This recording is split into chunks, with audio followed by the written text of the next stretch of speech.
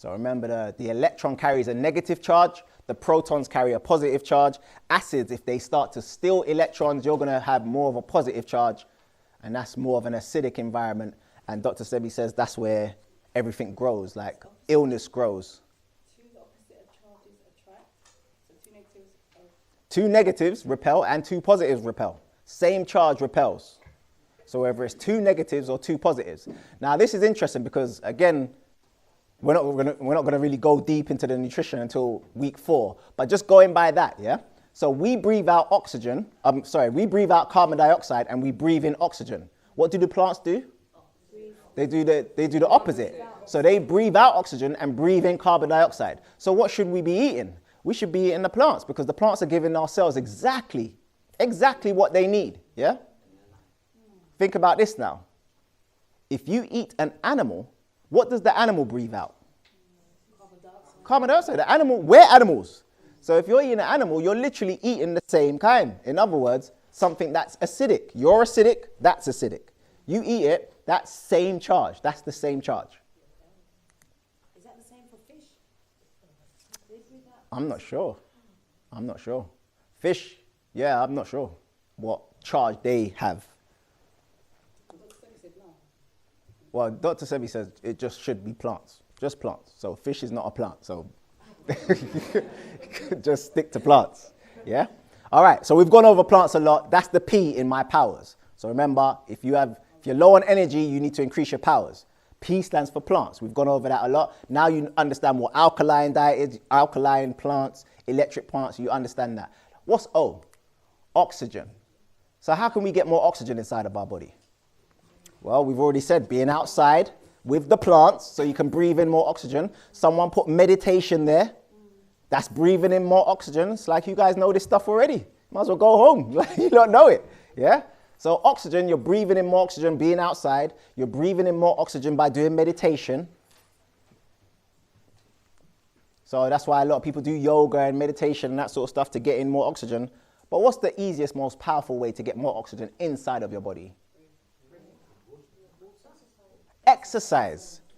Exercise. When you exercise, you force your body to breathe in more oxygen. Yeah?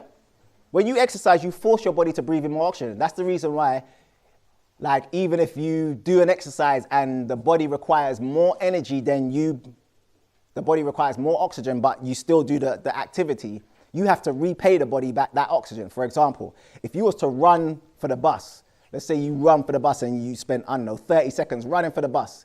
When you catch the bus, how do you feel? They call that an oxygen debt. You're having to repay the body the oxygen that it had to use up, yeah? That's called an oxygen debt. The same way you have a debt with the bank and you have to repay the bank, you have to repay your body.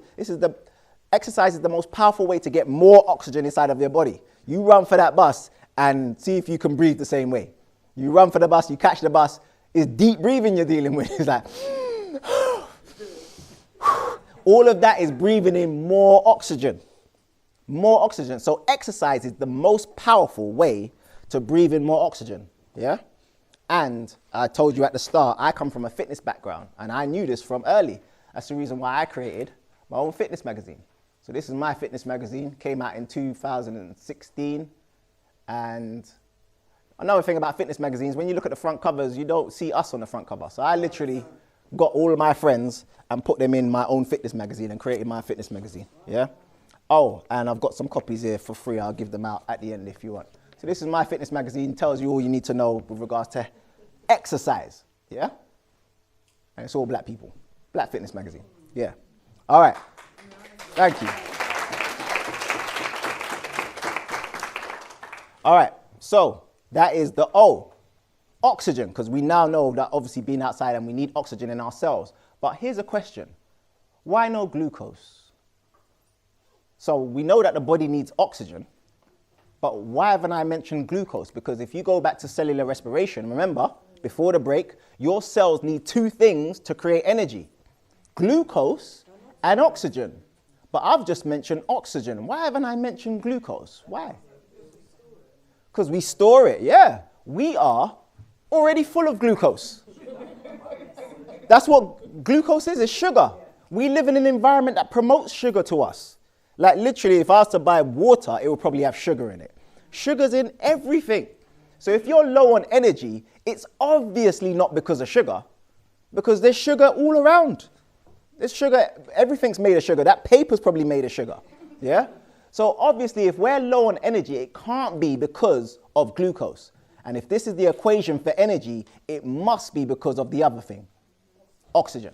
So we're low on oxygen. So every time we're low and we're at work and we're thinking, I'm low, you need oxygen. You don't need a Lucozade or something like that, yeah? We're full of glucose as well. Now, does anyone know who this guy is? This is why we need to start. Otto Warburg, exactly, yes. Otto Warburg. In 1931, he won the Nobel Prize. Why? Because he found out the root cause of cancer. What did he say? He said he discovered the root cause of cancer in 1923. Think about how long ago that was, 1923. He found the root cause of cancer and he received the Nobel Prize for doing so in 1931.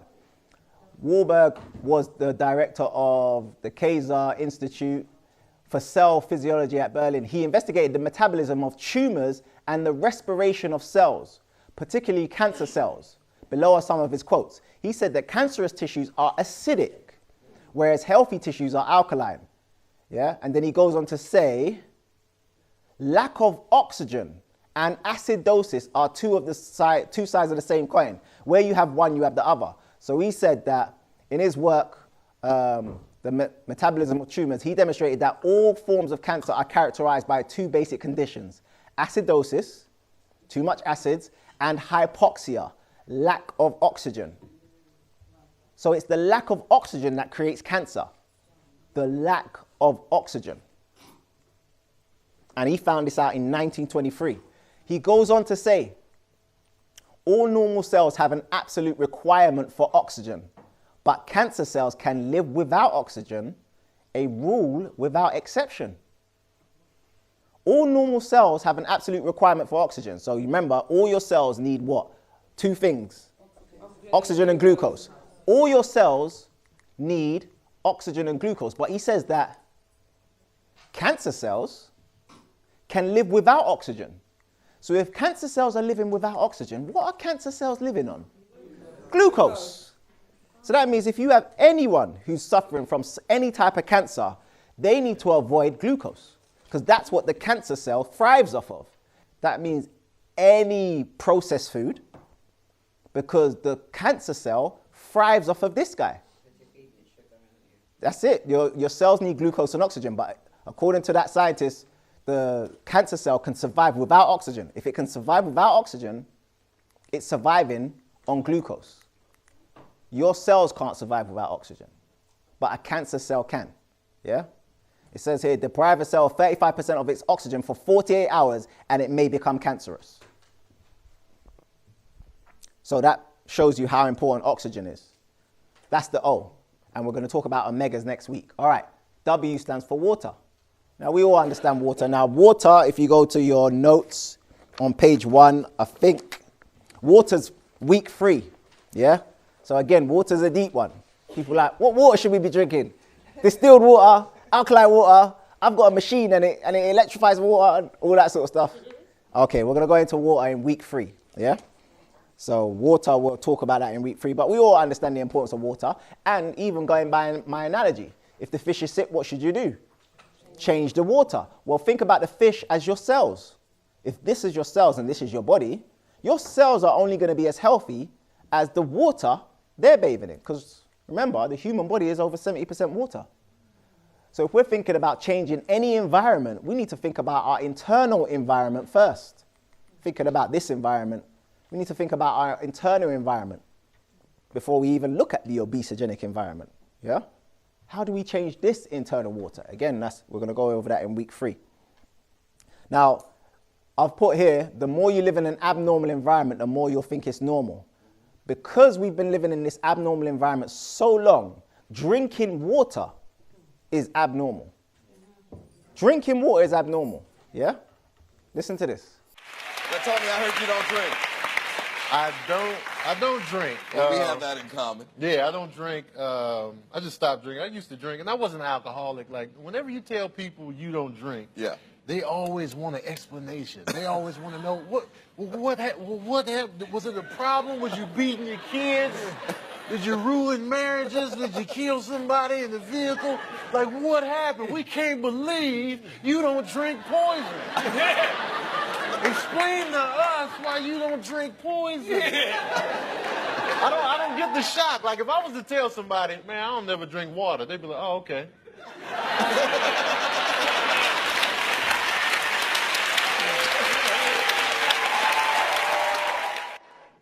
You tell someone you don't drink alcohol, they'll be like, why don't you drink alcohol? Why don't you drink alcohol? But you tell someone you don't drink water, okay. It's the same with plants. Like, people ask me, what do you eat? And I'll be like, plant-based diet. That's it. If I was to ask someone, what do they eat? They'd probably say processed food or whatever, but they wouldn't be like, oh, why don't you eat plants? Like, plants should be the norm. Plants should be the norm, but we eat everything but plants, and that is abnormal. But because we've been living in this obesogenic environment for so long, we're starting to think that the abnormal is normal, yeah? So plants, oxygen, water. So, as long as you eat a plant-based diet and drink lots of water, you'll be optimally healthy, right? No. We're missing something. Exercise. Exercise. Yes, exercise. Because again, I said at the beginning that I'm from a fitness background, and when I was studying fitness, I started to realize that a lot of people that were into fitness weren't into health. So I'd speak to guys that go gym, and I'd be like, okay, what do you eat? And he's like, I'm leaving here to go Nando's and eat something. Or I'm going to the chicken shop. Like, they had no idea about what health was, but they were into fitness. Then I speak to people who are into fitness. I'm like, what exercise do you do? When do you exercise? No, I drink moringa tea and, I meditate and all that. No, but what about exercise? So the people who are into fitness are not into health. People who are into health are not into fitness. Didn't make sense to me, yeah? So I try to combine the two. So exercise is extremely important for your health because health equals energy and energy equals movement. So you need to move, and preferably outside. Now you know why, for oxygen, sunlight and that sort of stuff. And here's a tough one, preferably with your shoes and socks off, so your feet are touching the ground. Why is that important? Because when it comes to grounding, exactly, electrons, you get electrons from the ground. So these electrons that your body relies on, that we can get from food, you can get them from the ground as well. They come up through the ground. Because remember, the sun energizes everything. The sun energizes the fruits, the vegetables, the sun energizes us, the sun energizes the soil. The sun energizes, so when you're out in a park and all that sort of stuff, the sun's energizing the soil, the electrons start to come up, and your feet can absorb those electrons through your feet. That's the reason why I don't know if any of you have taken essential oils or known someone who's expert in essential oils. They always tell you to put the essential oils on the soles of your foot because you're absorbing the electrons through your feet, yeah? So grounding, a lot of us are familiar with grounding. What we're not familiar with is how powerful it is and where to ground. So grounding on the grass, that's okay, yeah? Soil, you want soil, yeah? So if you want to ground on something, you want the soil. But you know what's the most powerful place to ground? Sand. That's the reason why when you go on holiday and you're walking on that sand, that beach, you feel charged up because you're getting energy coming through the sand. You're getting the electrons coming through the sand through your feet. Sand is the best place for grounding, yeah? So exercise, extremely important for our health, yeah? And I like to study the universe, and I feel like sometimes the universe gives us laws. They're unwritten laws. And I think this is an unwritten law of the universe. It's called the law of use. Now, instead of me telling you, you tell me, what does the law of use state? Use it or lose it. Use it or lose it. And that is every muscle in your body, yeah? Now remember, we forget organs are muscles as well. So if you're not using your organs properly, if you're not moving your organs, then you will lose them. They'll lose the energy. Free radicals will start to steal electrons out of them, and they will die because they don't have the electricity, the life. So everything needs to move. Everything. on a daily basis. Like literally when people say, oh, I don't exercise, I'm like, don't think about exercise as like gym and that sort of stuff. Like literally think about your body. Everything should move on a daily basis. Like think about your wrist. Your wrist does this, this, and that, and that. You should do that every day. Because if you don't, at some point, it will get stiff. And then when you try to do that movement, pain, yeah? Your elbow does this. You should do that on a daily basis, yeah? Think about what all your parts of your body do. There's a seat. But we're living in an environment where we're always sitting. We're always in this position, yeah? So everything's flexed and all that sort of stuff, yeah? So we're not moving. So everything needs to move or we'll get in trouble with regards to health, because health equals energy, energy equals movement. So ladies, everything needs to move, including these. These need to move as well, yeah? So they need to move. So when you're wearing bras that strap them down and they don't move, understand that's not healthy, because health equals energy and energy equals movement. When them things are not moving about, think about it. Electrons is the flow. Electricity is the flow of electrons. If those electrons can't flow and they stop moving, they start to coagulate, yeah? And when they coagulate, all of a sudden you start to feel a lump, because that's energy that wanted to move, but now it's coagulated because it's not moving, and now you've got a lump somewhere. So that's for women. Guys, that's your testicles, yeah? If it's not moving, all of a sudden, wow, hold on a second, can feel something there. And then that can turn into cancer or tumor or whatever, because things need to move. Everything needs to move. Cyst, yeah. It's just built up. That's energy that should have been moving and it's coagulated and now it's just building up. So we need to get rid of this unhealthy situation that we're in. I don't know if you saw what I did there. So unhealthy situation. We're all sitting for way too long, and it's got to the point where sitting has like become the new smoking. Most of our pains are from sitting too long. So think about the common pain areas of the body: lower back pain, shoulder pain, neck pain, wrist pain, just from sitting. Like when I was growing up, I was so active. Me and my cousins, me and my friends, we were so active. If we were in pain, it's because we did something. Like, twisted my ankle or bust up my knee. Like I'll come home in pain and my mom would be like, what did you do? I was riding the bike and I tried to do a flip and I landed on my head, and I'm coming home in pain because I did something. These days, everyone's in pain and it's like, you got a lower back issue. Yeah, I got a lower back problem. What happened? Nothing. I just tried to pick up the pencil from the floor and then my back went. Like, we're not even doing anything. Like, and we've got all of these issues. We're not playing sport. We're not being physically active, but yet we got all this pain. And then it becomes a cycle because not moving creates all of this pain, yeah? Then what happens when you do move? Pain. So what do you go back to doing? Sitting, yeah? So not moving created the pain. Everything's stiff. And then you go to move. No, I'm not going to move. And then you just go back to just sitting and not moving, yeah? So exercise, movement. Health equals energy, energy equals movement. And then the R, rest. Rest or recover. If you're exercising, you might need to recover from it. Or repair. There's things in your body that are damaged. When do you get a chance to repair? It should be during sleep. That's when your body goes into the repairing mode, yeah, during sleep. So when is your body repairing things, yeah? Or replenish. Your hormones are getting used throughout the day. They should be getting replenished during rest, during sleep. If you're not getting the right amount of sleep, when are you replenishing your hormones? When are you replenishing your cells and your tissues and your organs? Or recharge. Recharge. The R can stand for recharge. The same way, if your battery on your phone is low, you want to find a charger to recharge it. Well, you're the same. Sometimes you need, or a lot of times you need recharging. And going back to the phone, reset. Sometimes when your phone's acting up, your phone's on a madness, what do they tell you? Or your computer, what do they tell you at work to do?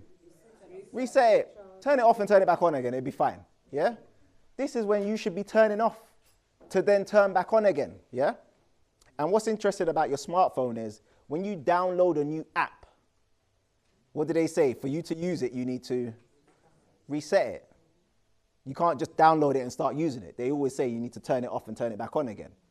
So just keep that in mind. When you're downloading information, you might have to, you know, especially after a class like this, a lot of information, you have to hold a meds and rest and download all of that information in order to use it, yeah? So it's very important for us to go through this, rest, recovery, repair, reset. And the reason why it's so important is because our circadian rhythm is dependent on it. Now this is your circadian rhythm. So your circadian rhythm is like your internal biological clock. It's how your body knows what time it is without looking at a phone, a clock, or a watch. Now your hormones are based on this circadian rhythm. Your hormones get released at certain times of the day based on this circadian rhythm. And the circadian rhythm is based on you being in alignment with the universe or the sun. So when the sun is up, certain hormones get released to tell you what to do. When the sun goes down, certain hormones get released, yeah? So your circadian rhythm, how you operate throughout the day, how your body knows what time it is throughout the day is based on this. And there's two very important hormones, one called serotonin that gets released during the day and one called melatonin that gets released during the night. Generally speaking, melatonin should be getting released roughly around 9:30. And melatonin helps you to sleep. I always tell the children, melatonin makes you feel mellow. That's the way they remember it. Melatonin makes you feel mellow. 9:30, roughly around those times, is when melatonin should be getting released to help you sleep. But what are we doing around those times? Still up, yeah? And we're getting this artificial blue light from our laptops, our phones, and that sort of stuff. Now, what you need to understand about blue light is one of the most high frequency lights out of all the radiation. So we're getting the highest frequency light through our laptops and our phones, yeah? And it's such a high frequency that if you was to be on your phone at night, that high frequency light that you're getting from your phone makes your body think that it's 12 noon. Makes your body think that it's 12 noon. And if your body thinks it's 12 noon, it's going to release 12 noon hormones. And that's going to bring you out of balance with your circadian rhythm, yeah? So it's very important for us to understand this because this is what's affecting our hormones as well. This is what's affecting our circadian rhythm, this blue light, yeah? And again, this is artificial light. This is not real light. Like we get blue light from the sun, but that is real light. Getting blue light from these things can damage your eyes. It can damage your circadian rhythm. It can damage neurotransmitters, dopamine, and all that sort of stuff, yeah? All right, now, we've gone through power. We went through P, which is plants, O, which is oxygen, W, which is E, and R. What's the S stand for? No, that's under rest. Sunlight. And why do we need sunlight? For our melanin. For our melanin. And by the way, this is the same person, yeah? So that just shows you how important the sun is. That's the same person, yeah? So we need sunlight for our melanin. It tops up our melanin. That's how important sunlight is, yeah? And speaking of melanin, let's talk about it. So, in your notes, we're on to the melanin part. So that's on page 5, end of page 5. Now, instead of me telling you what melanin is, I've put in your notes 4 different scientists who have done the research with regards to melanin. They've broken down melanin, they've either written books or they've written papers, scientific papers, so they know about melanin, yeah? So the first scientist, his name is Dr. Timothy Moore. He wrote a book called The Science and Myth of Melanin, Dispelling the Myths. What did he say melanin is? Melanin is the biology of blackness. He said in humans, melanin is the primary determinant of skin and hair color. He says melanin has genetic, biochemical, and functional links to the immune system. It neutralizes oxidants. So that makes melanin an antioxidant and an antimicrobial. Found in almost every organ of the body and is necessary for the brain and nerves to operate, the eyes to see, and the cells to reproduce. He said it's also found in the stria vascularis of the inner ear. So you've got melanin in your ear. That's what helps you to hear. It helps to repair DNA in body cells. And then he says there are many types of melanin. Cosmomelanin. Cosmomelanin? You mean that stuff that we see in the sky is not darkness, it's actually melanin. And then he says there's eumelanin, pheomelanin, and neuromelanin, to name a few. So that's one scientist. But we can't just go by one scientist, because remember, science is logic backed up by evidence. We need as many scientists as possible, as much evidence as possible. Here's another scientist. His name is Dr. Carl Marriott. Yeah? So this is in your notes. Dr. Carl Marriott. What did he say melanin is? He called melanin the chemical key to life. And this is powerful because this is coming from a European, yeah? And there's a YouTube video of this guy explaining melanin for 15 minutes online. I suggest that at some point you watch it. So just type in his name and you see him talking about melanin for 15 minutes. Very powerful video. But he called melanin the chemical key to life. He says that melanin has a broad absorption spectrum. He says it absorbs thousands of times more electromagnetic radiation, which is photons. Anytime you see the word photons, that's to do with light, than chlorophyll. Now let's just examine that, yeah? Absorbs thousands of times more electromagnetic radiation than chlorophyll. Who was taught chlorophyll at school again? Everyone. Who was taught melanin at school? No one. But yet melanin is thousands of times more powerful than chlorophyll. So why are they not teaching us melanin in school? He says it exists in many tissues beside the skin. He says it's present in the developing fetus. He even says if it's not present, that's when you lose the baby. That's how important melanin is to life. And he says it's thought to be a master molecule for steering biological processes in the body, and the health effects are still being researched. So he said that it absorbs thousands of times more electromagnetic radiation. You now know that the electromagnetic radiation is to do with this, the electromagnetic spectrum, yeah? So this is all radiation. If you look at the wavelength there, lower frequency is down here and the higher frequency is up there. You can see by the frequency how frequently it goes up and down. It's getting more frequent. So these are high frequencies, these are the lower frequencies. So radio waves is a low frequency, infrared is a low frequency, then we're getting higher now. Ultraviolet, X-rays, gamma rays, yeah? And then this tiny portion, there's a tiny, tiny portion here called the visible spectrum, and that's the colors that we see with our naked eye. And back in school, they called it Roy G. Biv, red, orange, yellow, green, blue, indigo, violet. Those are the colors that we see, or a combination of them. Why is that so important? Because look at what we can see and look at what we can't see. There's much more that we can't see compared to what we can see, yeah? Out there in the universe. Ultraviolet, X-rays, gamma rays, infrared, microwaves, radio waves. And these are all affecting us, yeah? But when it comes on to what we can see, that's the colors that we see. Now, to understand that, you need to understand how we see colors. So if we was looking at an indigo surface, a purple surface, and this is in nature, this is the universe we're talking about, in nature.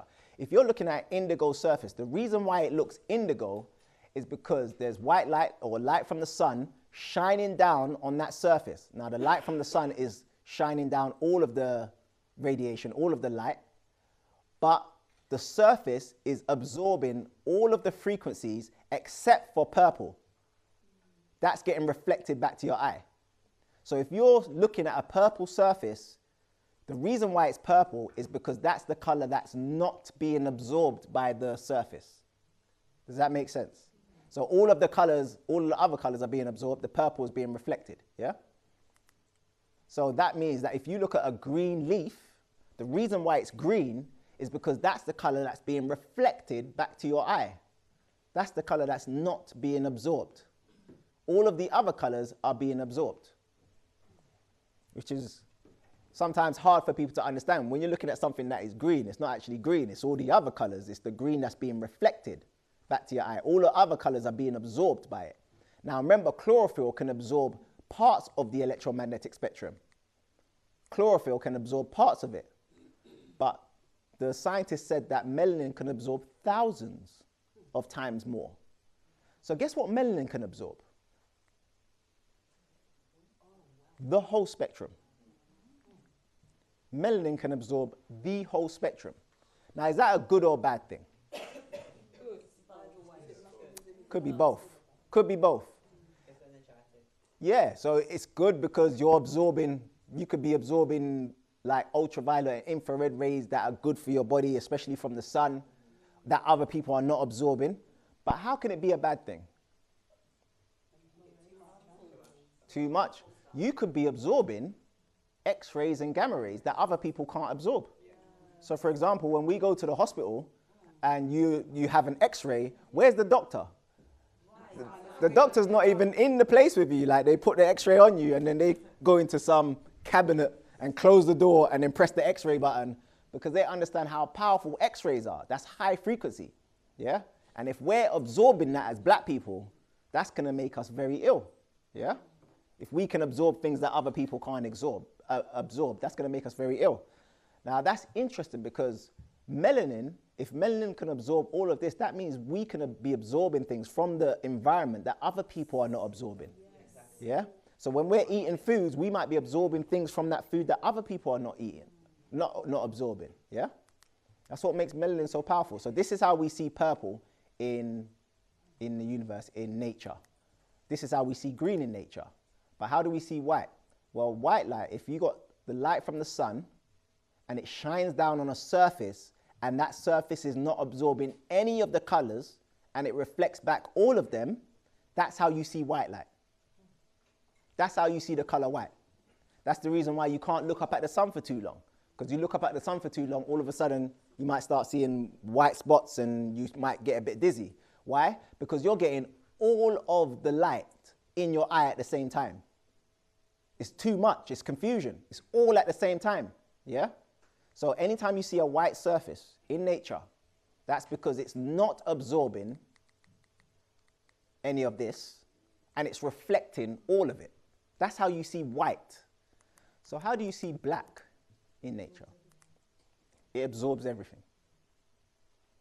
Black absorbs all, yes. Does that mean that white people see things different to the way we see it? That would make the science make sense, yeah. That would mean that as black people, because remember, melanin's in your ear. If you go by those scientists, melanin's not just in your skin, it's in your organs as well. That means that you could hear things that other people can't hear. You could see things that other people can't see. Yeah? You could feel things that other people can't feel. Now, if that is true, think about there's statistics that show that a lot of our black men are in mental institutes. Yeah? They're crazy. Why are they crazy? He said he saw something that weren't there. Or they say they could hear things. Or they felt something, or like they're crazy. Well, maybe it's just their melanin feeling things that the other people can't feel. Yeah? So look at this. Black absorbs all, and when it absorbs all, it creates heat. Keep that in mind as we go on. Black absorbs all, and it creates heat. So if you see something red, it's because the red is being reflected. If you see something white, it's because all of the colors are being reflected. Yeah? Sorry. Yes. When you said about, obviously, black people may be absorbing more things, just a thought about 5G. Yeah. With those frequencies and Yeah. there's a lot of talk about it. I mean, I don't know, I don't understand, but could it mean it would have a detrimental effect on, our people? What you need to understand is when it comes to this, the higher the frequency, the more we as black people will absorb it. Yeah. Because again, that's the melanin absorbing it. So remember, it started with 2G, then 3G, then 4G, now 5G. If you go on YouTube and just type in 5G and you see they've done 5G in countries, and when they put up the towers, birds started to drop out of the sky, dead on the floor. Like 5G is high frequency, yeah? And again, us with our melanin, we'll absorb it when other people won't absorb it, yeah? So I always tell people, like, even this is not 5G, but even with this, I don't put this close to me, because women, if you put this by your breasts and that, all of a sudden, breast cancer, or men in your pocket, and then all of a sudden in your 50s you got prostate cancer or whatever. Like, I try to keep this as far away from me as possible. Like, people know when they call me, that my phone's far away from me. Like, I'm all the way over here and my phone's on like loudspeaker. I'm like, yeah, well, go on. Yeah, man, I'm there, man, bro. What's going on? Now speak up. Because I'm not putting that by my head. Do you get me? I'll put that by my head with all of that radiation. In my 50s, 60s, I find out I've got a tumor or something, because these things are going to affect black people more than anyone. And that's because of the melanin and what it's absorbing. And that's not my opinion. That's due to scientists like this guy. Can I see that, his No, it's in your notes. It's in your notes. Because all of this is in your notes. All right. So black absorbs all of the light frequencies. All right, here's another scientist. His name is Dr. Richard King. He's written loads of books on melanin. What did he say about melanin? So he said it's the key to freedom. He said there are 4 major broad subsections of the melanin life ocean. Cosmic melanin, so he agreed with the other scientists. Planetary melanin. Plant kingdom melanin, which he calls chlorophyll. Plant kingdom melanin is chlorophyll, and in animal kingdom melanin. He said it's found throughout the entire body of all humans in their skin, eyes, endocrine glands, blood, heart, muscles, lungs, gastrointestinal tract, kidneys, sexual organs, and the brain. So it's not just skin. It's literally all throughout our body, yeah? And then he says melanin in the brain is called neuromelanin. Within the human brainstem, there are 12 centers of black melanin, including the locus coeruleus and the substantia nigra. Substantia nigra, this is the reason why I like to break down words when I'm studying science, because nigra, what does that mean? Black and substantia, substance, substantial, large substance. You've got some large black substance in your brain, and it controls the way you think, and it controls the way you move. I don't know. Like, again, substantia nigra is the scientific term, yeah? And you know how important this is? If it starts to fade, that's when you start to suffer from neurological diseases like Parkinson's and Alzheimer's. So if you were to look inside of your brain, this is just a cross-section of your brain. The substantia nigra is in this part here. So we're looking like down the brain through like a bird's eye view. And look, it's full, it's black, and it's full of, this is in your notes, it's full of melanin sites, or melanin skin cell sites, which they call melanocytes, and it's full of dopamine. Should be in everyone, but again, like a lot of this information is hidden. So you won't find this in the scientific book. So if you say, is this for everyone? I'd have to look at a science book that they've created and see that they talk about it, but they don't talk about it. There's like a melanin code of silence in science. No one talks about melanin. Scientists, not out in the public, they'll talk about it amongst each other. They actually have meetings. There's melanin meetings. I don't know if you know this, but there's melanin meetings that the best scientists in the world come to every couple of years. I think it's every couple of decades. And they sit down and they discuss melanin. And at those melanin meetings, no one has melanin. Literally, there's never a black person at those melanin meetings. Yeah? So trying to get this information out of their science books is hard because they don't talk about melanin. So substantia nigra, and it's filled with dopamine. Dopamine is very important because dopamine controls the way, obviously, our pleasure, and it controls the way we move and think as well. Here's the last scientist. So his name is in your notes. His name is Dr. Arturo Solis Herrera. He's a medical surgeon, ophthalmologist, whatever that says, and a pharmacologist. Now he said, this is what, he wrote a book about it. He said, melanin is to the animal kingdom what chlorophyll is to into the plant kingdom. He called melanin a super chlorophyll due to its advantages over regular chlorophyll. Exists in many tissues beside the skin, is present in developing fetus, and there's many types. So all of the scientists, they seem to be agreeing with each other. But check this out. This scientist wrote a book about it called The Human Photosynthesis. The human photosynthesis. What does photosynthesis do? Let's remind ourselves. The chlorophyll captures light energy, and then what does it produce? Oxygen and glucose. So the chlorophyll, photosynthesis, is using carbon dioxide and water in the presence of light, captures the light energy, and produces oxygen and glucose. It uses the glucose to charge itself up, and then it releases the oxygen into the air. This guy wrote a book called Melanin is the Human Photosynthesis. So what is he trying to say? That melanin can do what the plants can do. If that's the case, do you understand that we wouldn't need food? You know what's interesting as well? Like I'm from Jamaica. When I go back to Jamaica and I'm out in the sun, yeah, I don't eat as much. I don't think about food.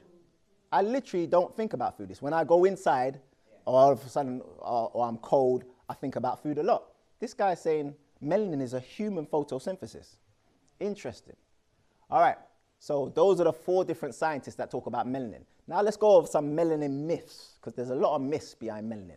So let's start with Dr. Sebi, because I don't know if you know, but Dr. Sebi said there's no such thing as melanin.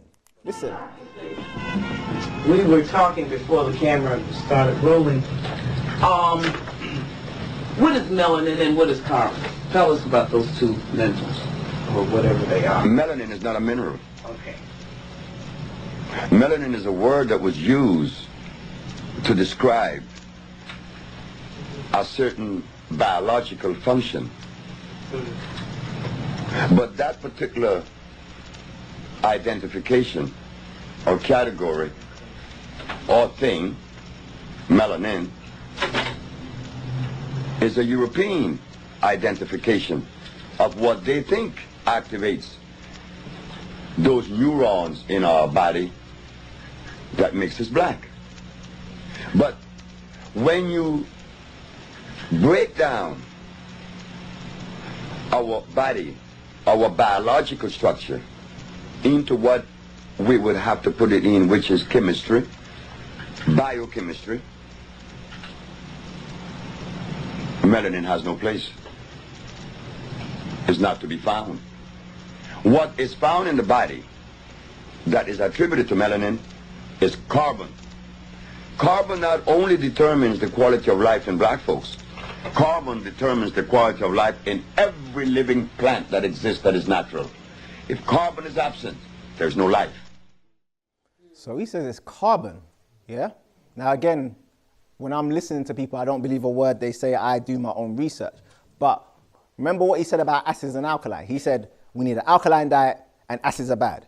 But then I had to explain to you why he said that, and then it started to make sense. We are acidic, we have an acid structure, so we need an alkaline fuel source. Yeah? So it's not that acids are bad, it's just because we're an acidic structure, we need an alkaline fuel source because opposites attract. Yeah? So when he says that there's no such thing as melanin, if you look at the periodic table of elements, melanin is not on there. So he's actually correct. Melanin is not on there. What is on there though is carbon. Yeah? And if you was to look at the molecular structure of melanin, now before I even show you the molecular structure of melanin, just as a recap, what are the 4 main elements on the periodic table? What's number 1? Oxygen. What's number 2? Hydrogen. What's number 3? Carbon. What's number 4?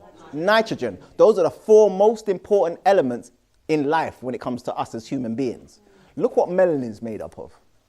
Carbon, hydrogen, nitrogen, and oxygen.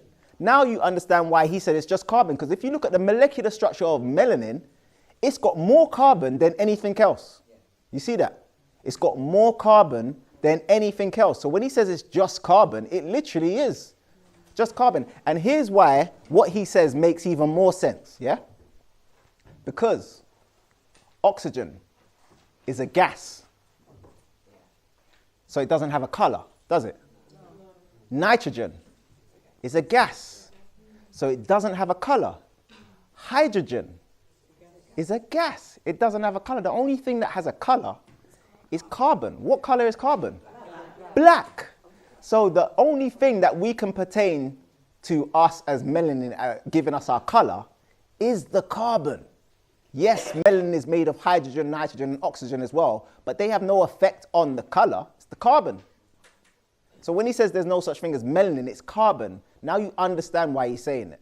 It actually is carbon, hydrogen, nitrogen, and oxygen. But if we're talking about the blackness, we're talking about one thing, and that's carbon. And what's interesting, if you were to look at the molecular structure of carbon, you know, the protons, the neutrons, and the electrons, like the atomic structure of carbon, you'd find that carbon is made up of 6 electrons, 6 protons, and 6 neutrons. 6, 6, 6. Where have I heard that before? This is why we need to understand science, because again, the science is the jargon. If we don't understand the jargon, we'll get people telling us we're the devil. That's exactly what they're telling us, but we don't know where that comes from. They're talking about you, yeah? So that's one myth out of the way. When he says there's no such thing, now you understand why he says that, yeah? There's no such thing. Well, there is. He says carbon, yes, it's carbon, nitrogen, oxygen, and hydrogen.